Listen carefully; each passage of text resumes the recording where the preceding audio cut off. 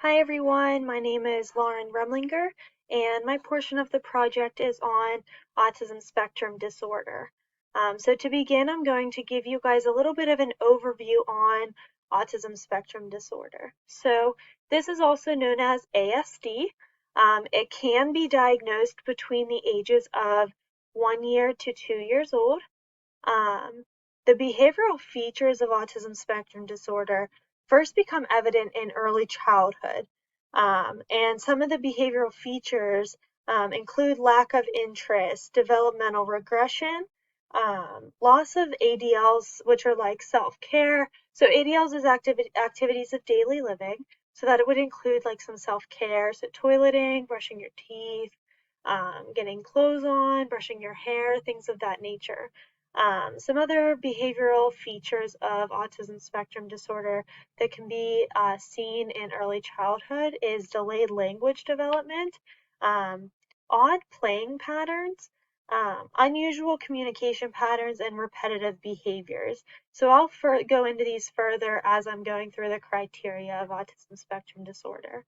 The diagnosis of autism spectrum disorder is currently known to be caused by a medical or genetic condition, and it can also be from an environmental factor.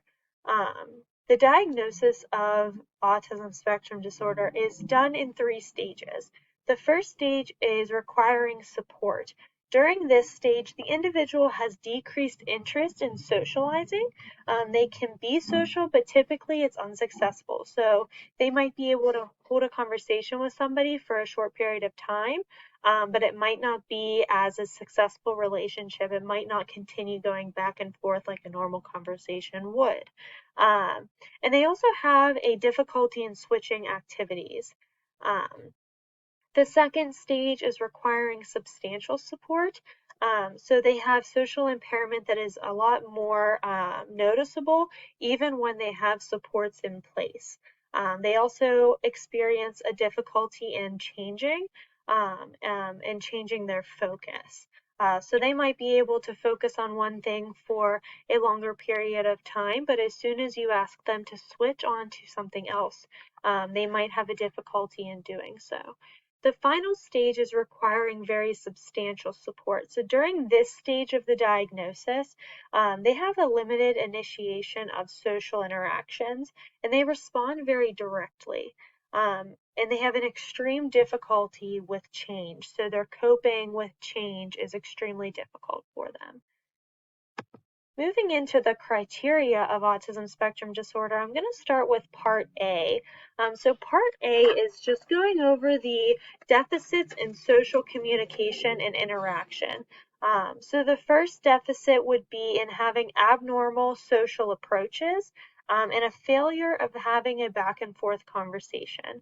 A back and forth conversation is just holding a conversation between themselves and another person and continuing to have that back and forth response from both parties. The second part of this is having a poor verbal and nonverbal communication. So verbal communication is self-explanatory. They're having a little bit of a difficulty in speaking back and forth with a person. And then a nonverbal example would be eye contact or body language, facial expressions, things of that nature. The third part of criteria A is stating that they have a difficulty in adjusting their behaviors, a difficulty in making friends, and a difficulty in having imaginative play.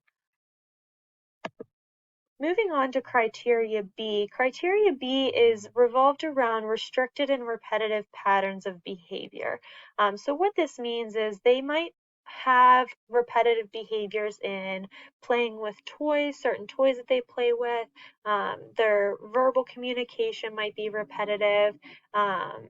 And watching movies or TV shows over and over again on end. So part one of criteria B states that they have repetitive use of objects and speech. So this is their simple motor skills. So lining up toys, flipping objects, things of that nature. The second part of this is having the insisting factor of having that sameness. So insisting that they have the same food, insisting that they play with the same toys, insisting that they watch the same shows. So they have that difficulty in transitioning to having something different, and they really have a stressful time with having small changes. So that's what part 2 is looking at in the diagnosing part of autism spectrum disorder. The third part is a fixation on interest. So they have a strong attachment to having an interest in something. This might be Pokemon, this might be LOL dolls, it might be dinosaurs, fish, it could be anything of that nature that they fixate on, and they're very educated on it, and they're knowledgeable on this interest, and they focus on this interest. They read about it, they Google about it, play toys with. They're very, very smart individuals around their special interest. And then the fourth part is having hyper or hypo reactivity to sensory. So these sensory inputs would be all of our senses, so smell, taste, hearing, touch. So we're looking at, the pain of having too hot of temperature, too cold of a temperature. They might have issues with sounds, textures, tastes, and especially lights. Sounds and lights are a huge sensory input that is difficult for an individual with autism spectrum disorder. Moving forward, we're going to take a look at criteria C. Criteria C is stating that the symptoms should and must be present in the early development period. So this is during that age of a year to 2 years old in their early life. And they are going to be asked about this if they're being diagnosed at a later time in their life. Whether the person be diagnosed at 8 years old or 12 years old, the psychiatrist that is diagnosing them will take a look at their early developmental period to see if they have any of the symptoms of autism spectrum disorder. And part D is stating that the symptoms need to clinically and significantly impair their social life.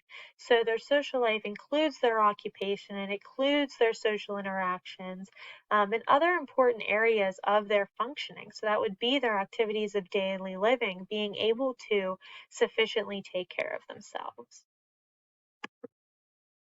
The final criteria for autism spectrum disorder is criteria E. Criteria E is only stating that autism spectrum disorder is typically a co-occurring diagnosis with intellectual developmental disability, or IDD.